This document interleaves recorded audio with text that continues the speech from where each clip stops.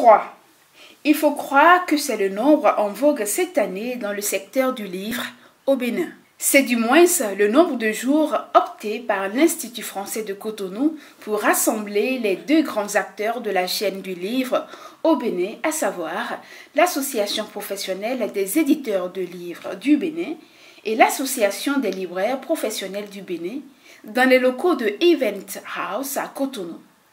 La formatrice de l'Association internationale des libraires francophones a une fois de plus mis son expertise à la portée d'une vingtaine de participants.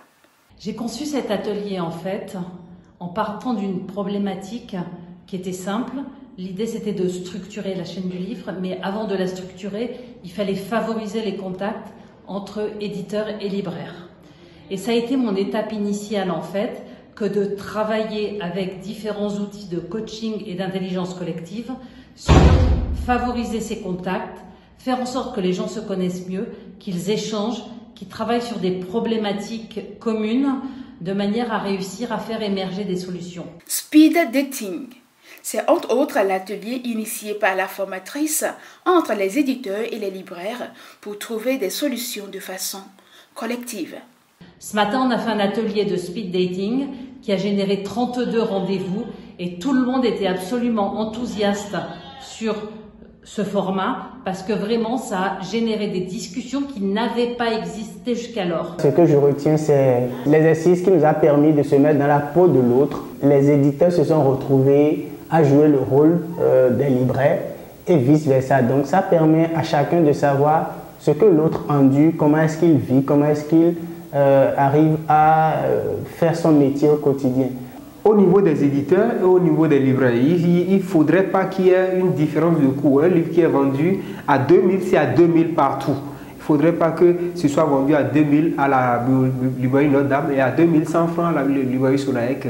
On s'est entendu pour que désormais le livre béninois puisse avoir un prix unique. Après cette formation, l'appel entend continuer les assises pour que les éditeurs et les libraires puissent s'entendre sur le minimum afin qu'ensemble nous puissions faire avancer le livre au Bénin. Aujourd'hui, nous sommes convaincus que le rôle des éditeurs et celui des libraires est complémentaire en ce sens que lorsque les éditeurs éditent les livres, lorsqu'ils impriment les livres, lorsqu'ils fournissent les livres aux libraires, il va falloir qu'ils les accompagnent pour que le livre soit arrivé maintenant au niveau du dernier consommateur qu'est le lecteur, afin que le livre continue d'avoir de beaux jours devant lui dans notre pays. L'éditeur peut-il ouvrir une boutique en ligne, une librairie en ligne? Est-ce que ce n'est pas une activité qui revient aux libraires? Voilà, mais je pense que nous sommes tombés d'accord sur le fait que l'un des problèmes importants que nous rencontrons, que les éditeurs rencontrent au Bénin, c'est qu'on n'a pas beaucoup de librairies sur le territoire national et que les librairies existantes ne sont pas si vastes pour pouvoir prendre dans leur rayon tous les livres ou toutes les nouveautés, tous les livres qui sont publiés chaque année au Bénin. Il faut retenir que cette rencontre entre dans le cadre du projet Ressources éducatives concocté par l'Agence française de développement et mise en place au Bénin par l'Institut français. Il faut dire en fait que quand on parle du projet ressources éducatives, la composante qui concerne le Bénin, c'est la composante Lire pour apprendre. Et donc depuis 2021, depuis l'année dernière, il y a eu plusieurs initiatives. Déjà, il y a la promotion donc de ce qu'on appelle les ouvrages de jeunesse, donc le livre de jeunesse. Et à côté de ça, il y a eu l'organisation du salon du livre de jeunesse, compagnon des apprentissages.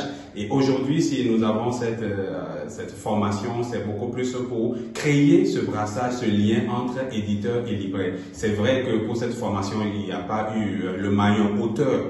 Les auteurs n'ont pas été invités à cette formation, mais c'est beaucoup plus justement organiser, assainir le milieu, mais également renforcer justement les liens qui existent entre les différents corps de métier. Le projet Ressources éducatives s'étend encore sur 2 années consécutives.